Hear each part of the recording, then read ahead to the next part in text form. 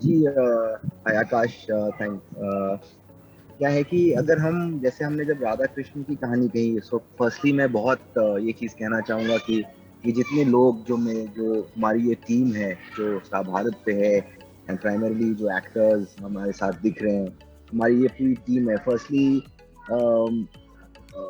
Thank you all for getting this to life, because आप लोगों के बिना ये कुछ हो ही नहीं सकता है। और कैमरे के सामने आई थिंक आप you get the characters to life. सबसे इम्पोर्टेंट चीज जो सबसे अलग है वो ये लोग हैं जो आपके सामने हैं कैमरा के। जब ये एक्टर्स परफॉर्म करते हैं तो आपको चीजें अलग ही दिखेंगी। आप देखिए, राधा कृष्ण दोनों साथ में आए, so I am so blessed that ये हमारी टीम हमेशा एक साथ रहती है। तो सबसे पहले हमारी जो इंटेंट होती है किसी कहानी को कहने की नए तरीके से, उस पे हम कभी क्योंकि ये क्वेश्चन जो आपने कहा है सबसे पहले तो हमने खुद ही सोचा है कि हम ये क्यों कह रहे हैं और इसमें हम नए तरीके से क्या कहेंगे। तो सबसे इम्पोर्टेंट क्या है कि आज तक जिस तरह से गोकुल दिखाया गया है लोगों को, जिस तरह से जो उसकी पेशकश है, एक कैलेंडर आर्ट की हमारी इमेजरी है, जो पेंटिंग्स हमने बचपन से देखी हैं अपने घरों में लगी हुई, एक हमारी इमेजिनेशन एक दुनिया की है जो हम चाह रहे हैं बहुत हद तक पहली बार उसे उसे लाइफ पे लेके आ पाए, कि हम उसे इस तरह से प्रेजेंट करें, इस तरह से विजुअली दिखाएं कि हम व्यूअर्स को ट्रांसपोर्ट कर पाए उस दुनिया में जो कृष्ण भगवान की दुनिया थी उस टाइम पे, जो हम आज इमेजिन करते हैं।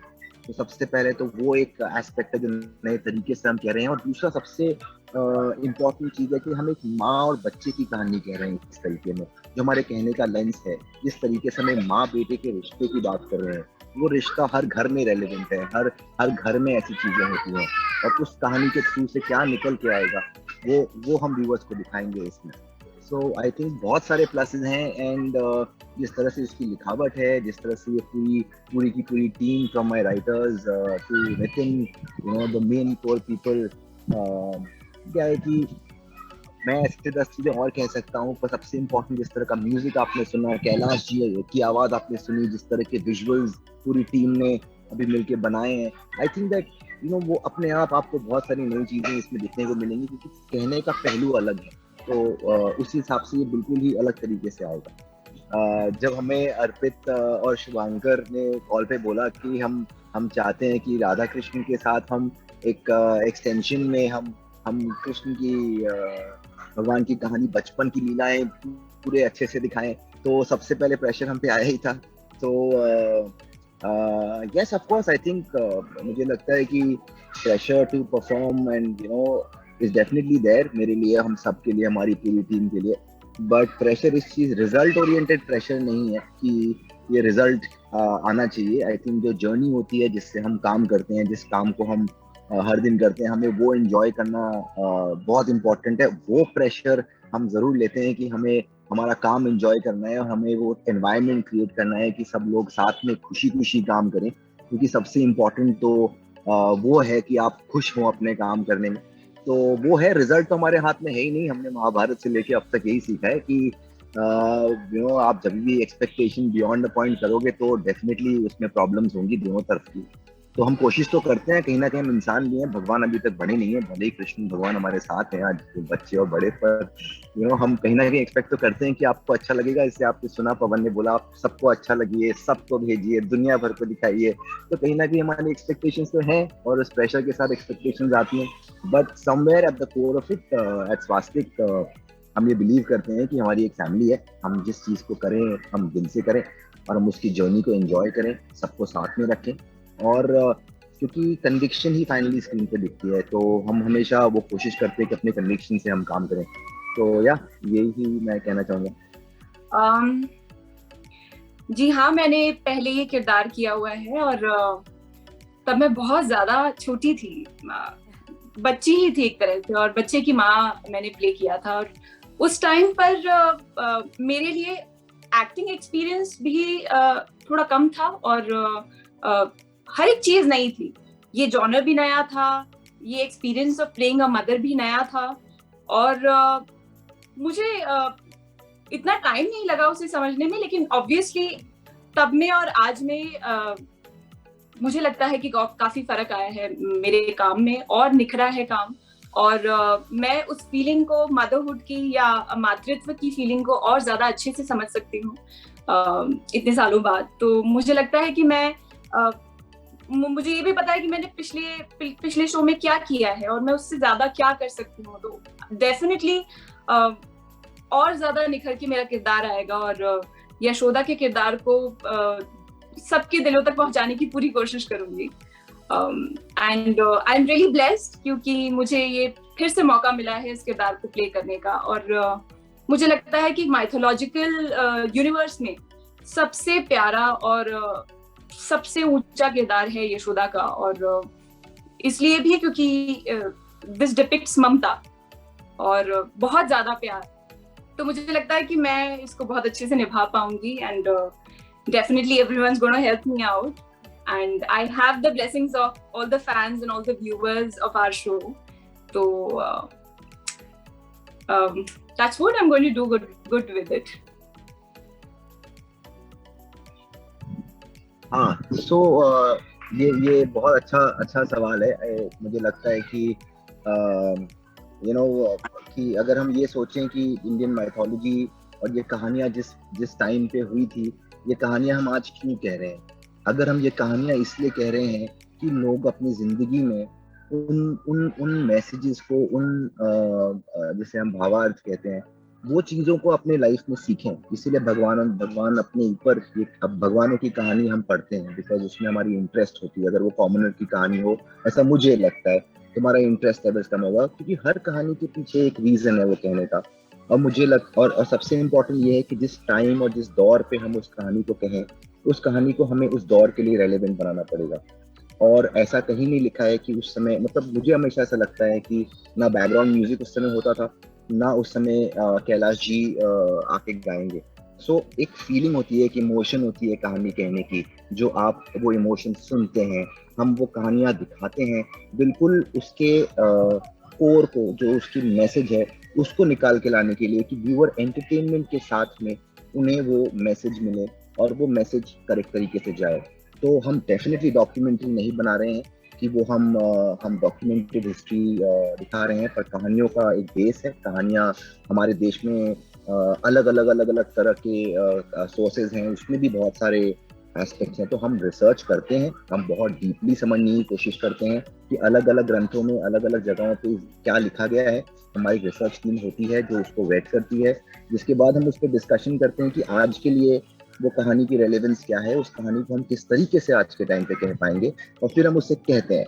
तो इससे अगर हम फिक्शन कहें कि हमें ये लिखा गया था कि भगवान सुबह 6 बजे उठते थे कि 4 बजे उठते थे, ये डॉक्यूमेंट्री वाला जो अप्रोच है वो है नहीं। हमारे लिए सबसे इम्पोर्टेंट है कि हम व्यूअर्स को कि जो इमोशन है, जो भक्ति है, जो फीलिंग है, हम वो इमोशन को हाईलाइट करते हैं। हम कभी भी कोई चीज ये नहीं दिखाना चाहते हैं जिससे कभी भी हमारा इंटेंट नहीं रहता कि हम कोई भी चीज ऐसी दिखाएं जिससे किसी की भी भावनाओं को ठेस पहुंचे। हम तो वो इमोशन को हाईलाइट करने के लिए, हम वो इमोशन को एक्सप्रेस करने के लिए नए तरीकों से करते हैं। तो हमारे इंटेंशन कभी ये नहीं होता कि हम कन्हैया लाल जी कोलकर की सिद्धार्थ की कहानी दिखाएं। बिल्कुल हमारा इंटेंशन बिल्कुल ये नहीं है।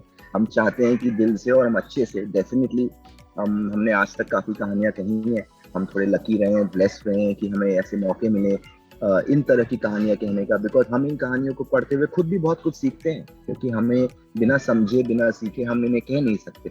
उससे पहले हम खुद समझने की कोशिश करते हैं। तो हमारा इंटेंट, जैसे मैं हमेशा कहता हूँ कि इंटेंट हमारा यही है कि ये कहानियों का जो फीलिंग है वो व्यूअर्स तक पहुंचे, उसकी मैसेजिंग व्यूअर्स तक पहुंचे एंटरटेनिंग तरीके से। बिकॉज डेफिनेटली अगर कहेंगे तो बहुत सारी एस्पेक्ट्स पे मैं बात कर सकता हूँ, but that's not really important. What's more important is why are we telling this story? उसके पीछे क्या मैसेज है? I think that is the most important thing, and people love it. I think हम सबको अच्छा लगता है जब एक शंख बजता है, हम सबको अच्छा लगता है जब कैलाश जी गाते हैं, हम सबको अच्छा लगता है जब हम इन छोटे से नन्हे से कान्हा को देखते हैं, और वो जिस तरीके से कान्हा चल के जा रहे हैं वीडियो में, उस समय हम ये नहीं सोचते कि पीछे गाय थी कि पीछे भैंस थी। I think that is not something that I personally feel is important. What is more important is why are you telling the story, and that is something that we don't compromise. पहले तो आप सभी को नमस्कार, और कि आपने मुझे वापस कंस के रूप में देखो, कृष्ण के रूप में नहीं, सिद्धार्थ सर, स्टार भारत कंस के रूप में जो नया किरदार जो करूंगा मैं अभी राधा कृष्ण और जय कन्हैयालाल में, वो बहुत डिफरेंट होगा, क्योंकि इसमें कुछ मैंने बहुत सोचा है, इसके लिए काफी प्लानिंग की और काफी कुछ सोचा है मैंने। लेकिन जब आप देखोगे, शो देखोगे, तो आपको फर्स्ट एपिसोड से मालूम पड़ेगा कि इसमें कंस कितना डिफरेंट है, क्योंकि ये 10 साल पुराना कंस है। तो इसके लिए मेरा वेट भी मैंने कम किया था, तो थोड़ा यंगर लुक है ये, तो लुक डिफरेंट है, आप देखोगे। और एक्टिंग भी थोड़ी डिफरेंट, क्योंकि लोग मुझे अगर कंस के रूप में वापस देखेंगे और ऑलरेडी राधा कृष्ण देखा हुआ है, तो क्या नया कर पाऊंगा मैं। तो इसमें बहुत कुछ नया किया है मैंने, इनपुट्स डाले हैं स्टार की ओर से, और हमारे सिद्धार्थ सर ने काफी इसके लिए हेल्प की है। तो आप देखना कैसा लगता है आपको। सी बच्चों के साथ पहली बात तो बच्चे बहुत इनोसेंट होते हैं। इतनी जो हमारी हेजल है वो बहुत ही प्यारी, बहुत ही इनोसेंट बच्ची है। She is 1.5 years old and very beautiful, very loving। और उसके साथ शूट करने का मजा ही कुछ और है। चैलेंजेस रहते हैं बच्चों के साथ शूट करने में, it's not very easy and not everyone can do it. It's only the great makers like Siddharth sir and the whole team. और हमारे जो डायरेक्टर्स हैं, हमारी जो सपोर्ट टीम है, वो अपना जी जान लगा देते हैं to protect the baby and to also make the baby comfortable. तो उसके हिसाब से कुछ चीजें करके और उसका मन बहलाते हुए काम करना, ये मुझे लगता है एक कला है, और हम सब इसमें माहिर होने वाले हैं। अभी तो हमने शुरुआत की है, और डेफिनेटली हम आगे जैसे बढ़ते जाएंगे शो में, तो मुझे लगता है कि और ज्यादा हमारा और बेबी कृष्णा का रिश्ता निखरता जाएगा। एंड ये सब जो प्यारा रिश्ता है, ये सब लोग स्क्रीन पर भी देखेंगे, बहुत प्यारे प्यारे मासूम से सीन्स देखेंगे। And I am really excited, क्योंकि आगे जाकर हमने जैसे ये प्रोमो देखा, मैंने तो इसको शूट किया है 3 दिन के लिए, मैंने और हेजल ने मिलके, बट मुझे नहीं पता था इन माई वाइल्डेस्ट इमेजिनेशन कि ये इतना प्यारा आएगा। All thanks to our promo team, हमारी स्टार की प्रोमो टीम, मुकेश सर हमारे डायरेक्टर, कि उन्होंने इतनी ब्यूटिफुली, इतने अच्छे ग्राफिक्स के साथ हमें दिखाया है। I am so pleased and so thankful to everyone.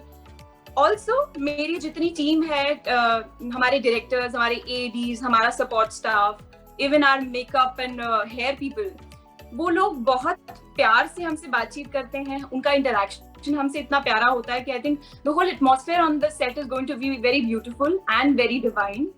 तो जहां तक मेरे और हेजल की बात है, I think yes, we are going to be very comfortable because we are playing mother and son, and the most beautiful jodi of mother and son. So yeah. Yeah, so it's visual effects and not animation. पहला तो, और दूसरा जो अभी आपने promo देखा, this is and you know बहुत ही beautifully star Bharat की team, the full promo team, you know, headed by the man sitting, Arpit, Pawan and all these, उन लोगों ने सबने मिलके ये प्रोमो बनाया है। ये देखते ही ना हम पे प्रेशर बढ़ जाता है, बिकॉज उसके बाद एपिसोड्स हम बनाते हैं, तो इसमें जब हम देखते हैं अरे इतना अच्छा विजुअल इफेक्ट्स है, तो हमको लगता है कि दैट ओहो now we have to consistently deliver across episode. So yeah मतलब हमारी एक लर्निंग रही है, हम इतने सालों से विजुअल इफेक्ट्स काफी सारी कहानियों में हमने यूज की है, तो डेफिनेटली हमने बहुत डिटेल में इस पे काम किया है, इस सीरीज पे भी। और हम चाहते हैं कि व्यूअर्स को एक नया विजुअल दें, बिकॉज वरना हम हर बार अपने आप को ही रिपीट कर रहे होंगे। तो हमारे लिए इम्पोर्टेंट है कि हम कैसे जो कैलेंडर आर्ट की दुनिया, जो हम पोस्टर्स की दुनिया हमने देखी है, वो हम कैसे उसे रिक्रिएट कर पाए। तो बहुत सारी टीम, नितिन और हमारी वन लाइफ स्टूडियो वीएफएक्स की टीम, फुल टाइम काफ़ी वर्ड्स पे हमने काम किया है, नए नए तरीके से उनको इमेजिन किया है। तो हाँ, काफ़ी एफर्ट है, पर वही तो चैलेंज है, बिकॉज सबसे इम्पोर्टेंट पार्ट तो यही है कि आपको एक दुनिया पूरी क्रिएट करनी है। वो दुनिया आपने देखी नहीं है, वो आपकी इमेजिनेशन है। तो सबसे एक्साइटिंग पार्ट ऑफ क्रिएशन तो यही होता है कि आपकी इमेजिनेशन। तो उसके लिए hats off to the team, जैसे and it's also about the whole writing team, you know, Dilip जो हमारी कहानी कर रहे हैं, उत्कर्ष है यहाँ पे, हमारी रिसर्च टीम, नितिन जो शो के मेन क्रिएटिव डायरेक्टर हैं, जो बिल्कुल ही शो को, इस कहानी को दिल से लगाकर बैठे हैं, हमारे डायरेक्टर्स, हमारे सारे actors. So it's you know इतने सारे लोग सब एक साथ जुड़ते हैं किसी चीज में, और विजुअल इफेक्ट्स उसको ऐड करके नेक्स्ट लेवल पे लेके जाता है, बिकॉज विजुअल इफेक्ट्स से हम वो चीजें दिखा पाते हैं जो हम इमेजिन कर पाए। आज हमारे लिए वो एक एडवांटेज होता है कि हम लिमिटेड नहीं है अपनी सोच में, हम जो भी सोचें वो हम अचीव कर सकते हैं। तो हाँ, वो चैलेंज है, पर वही तो एक्साइटिंग है। सो अर्पित, जैसा आप देखते हैं कि वो कंस है और उसके अंदर इतनी अर्पित इतने अच्छे इंसान है, इतने सॉफ्ट है। अगर आप कृष्ण से पूछिए, आप बाकी पर एक्टर से पूछिए तो बताएंगे, जो ये आपको कैरेक्टर स्क्रीन पे दिखाते हैं कि मैं कंस हूँ और मैं ऐसे करूंगा और वैसे करूंगा, वो रियल लाइफ में बिल्कुल ही ऑपोजिट है। वो एकदम ही जेंटल जायंट जो होते हैं ना, एकदम स्वीट से, एकदम मतलब इतने अच्छा पॉजिटिव हंसमुख इंसान है अर्पित। I think it's due, Arpit. We will definitely work on I that also. think But आप इतना अच्छे हो, मतलब मैं क्या कहूँ, such a nice person. आप उससे कभी मिले, like आपको लगेगा कि ये कंस और इतने एग्रेसिव और ऐसे कैरेक्टर्स प्ले करते हैं, पर वो रियल लाइफ में बिल्कुल ही ऑपोजिट है। वो बहुत ही जेन्युइनली सॉफ्ट और बहुत अच्छे इंसान है Arpit. I think it's a sir आपका ग्रेट प्यार हो ऑनर सर, टू आपका वर्क विद प्यार ऑल द टाइम।